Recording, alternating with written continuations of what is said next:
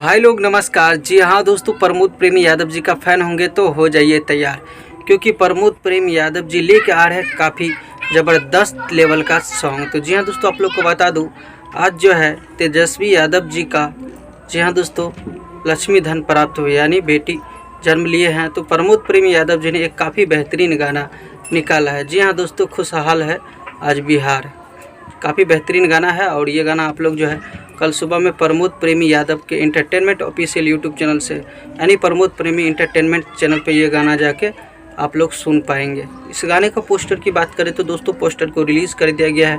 Finally ये गाने का फुल सॉन्ग जो है कल सुबह में देखने को मिलेगा प्रमोद प्रेमी एंटरटेनमेंट से। दोस्तों बता दो, प्रमोद प्रेमी यादव जी से रिलेटेड अपडेट पाना चाहते हैं तो चैनल से जुड़ जाइए, क्योंकि चैनल पे प्रमोद प्रेमी यादव और खेसारी लाल यादव जी से जुड़े हर अपडेट सबसे पहले देखने को मिलता है। तो कैसा लगा दोस्तों आज का अपडेट?